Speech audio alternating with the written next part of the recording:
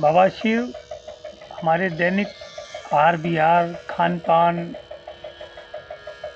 और हमारे व्यवहार का ही एक दुष्परिणाम है। हमारा जब खान पान ठीक नहीं होगा, हमारा जब सोना जगना ठीक नहीं होगा, हमारा जब व्यवहार उचित नहीं होगा, तो निश्चित रूप से बवासीर की शिकायत हो जाती है। ये बवासीर बड़ी कष्टसाध्य होती है।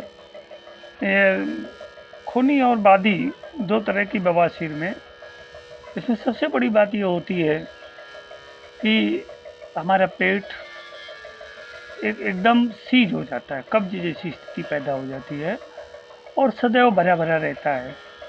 हमें कई बार शौच जाना पड़ता है, फिर भी पेट हमारा साफ नहीं होता है। उंगली डाल के मल बाहर निकालना पड़ता है। कभी कभी मल के बवासीर साथ खून भी लगातार आने कब्ज लगता रहने है, के तो कारण प्रस्राव होती भी। है। यदि कब्ज न रहने दें तो बवासीर नहीं हो सकती है। हम जो भी खाते हैं उससे रस बनता है, रक्त बनता है, मांस बनता है, मेद बनता है, मज्जा बनती है, अस्थि बनती है और शुक्र बनता है।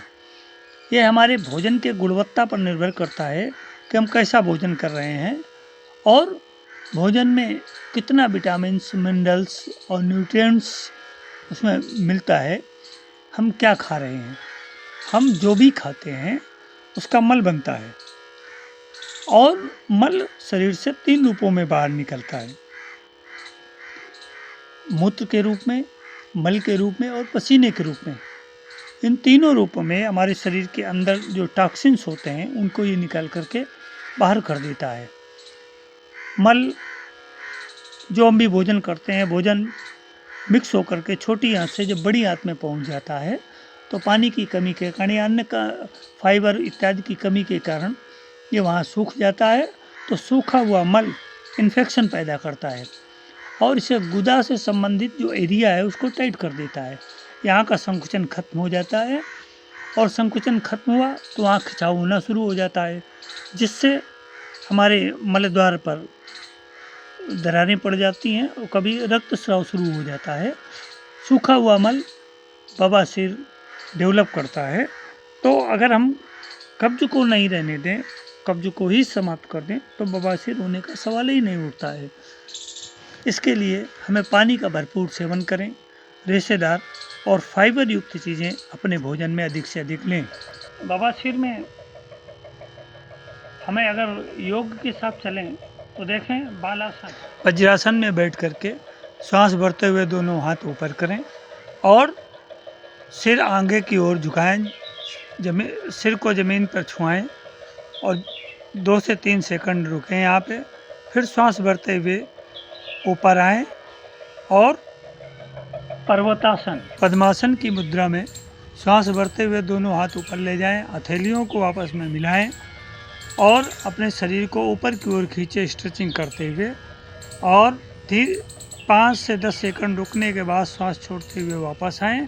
ज्ञान मुद्रा में हाथ प्रतिदिन घुटनों पर रखें। भस्त्रिका कम से कम प्रारंभ में 1 से 2 मिनट और जैसे जैसे समय बढ़ता जाए तो 3 से 5। सुखासन या पद्मासन किसी स्थिति में बैठ करके श्वास भरते हुए हाथ ऊपर ले जाएं, श्वास छोड़ते हुए हाथ नीचे लाएं, फिर श्वास भरते हुए हाथ ऊपर ले जाएं, श्वास छोड़ते हुए हाथ नीचे ले जाएं।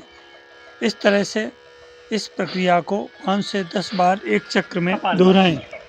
कपालभाति क्रिया अगर आप पहले से कर रहे हैं तो आपको 10 से 15 मिनट तक करनी चाहिए, या आप प्रारंभिक अवस्था में हैं तो शुरुआत में 2 से 4 मिनट करें और इसके पश्चात इसकी सीमा बढ़ा करके 10 से 15 मिनट, 20 मिनट तक कर दें। किसी भी आसन में बैठ करके पेट को धौंकनी की तरफ पीछे खींचें और श्वास को तेजी से बाहर की ओर छोड़ें। इसी तरह ये प्रक्रिया कई बार दोहराएं। अनुलोम विलोम हमें 15 से 20 मिनट करें।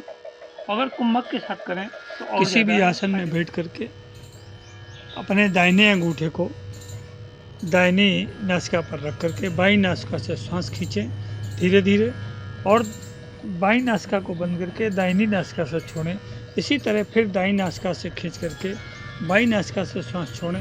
ये एक चक्र हुआ। इसी तरह से कई चक्र दोहराएं। अब रही दवाओं की बात, तो अगर हम घरेलू उपचार से इसको ठीक कर सकते हैं कि जैसे जीरा, सौंठ और अजवाइन समान मात्रा में लेकर के इसका पाउडर बना लें और इसके पश्चात इसको गुड़ के साथ 1 चम्मच पाउडर 10 ग्राम गुड़ के साथ मिला करके हल्के गुनगुने पानी के साथ इसका सेवन करें। अनार के रस का कम से कम 1 से 2 अनार का प्रयोग प्रतिदिन करें। छाछ पीना, निश्चित रूप से दही का प्रयोग करें। दही और गाय के दूध में नींबू का प्रयोग करें। कच्चा दूध ले लें, कच्चे दूध में पहले नींबू डाल के फिर ऊपर से दूध डाल के तुरंत पी जाएं। चूँकि दूध फड़ देता है तो उसका तुरंत पिएं। और धारोष्ण दूध का मतलब ये है कि दूध को गर्म करके एक थाली में डाल करके उसको हल्का ठंडा कर लें। दूध ठंडा हो जाए तो आधा नींबू निचोड़ करके उसको तुरंत पी जाएं। तो इस तरह से ये अगर हम घरेलू उपचार करें तो इससे भी हमको काफ़ी लाभ मिल सकता है। देखिए, ये जो बवासीर होती है, ये बढ़ती उम्र भी एक इसका प्रमुख कारण है। बढ़ती उम्र में भी बवासीर एक फैक्टर होता है कि बढ़ती उम्र में भी बवासीर होती है।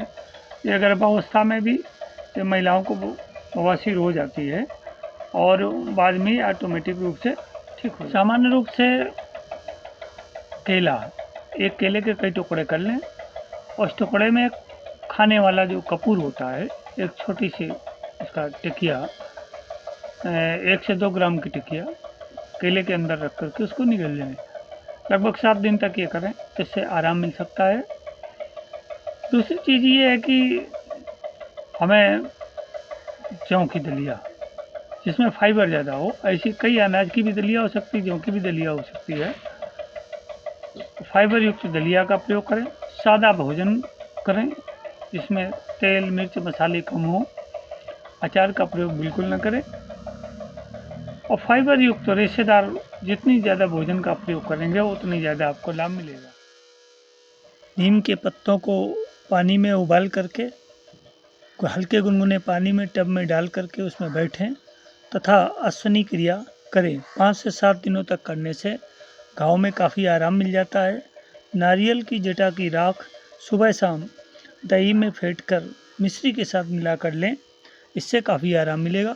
तो मित्रों, बवासीर के संबंध में हुई इस चर्चा के बाद जीवन के साथ योग चैनल में योगाचार्य राजन राजर्षि का सादर अभिवादन।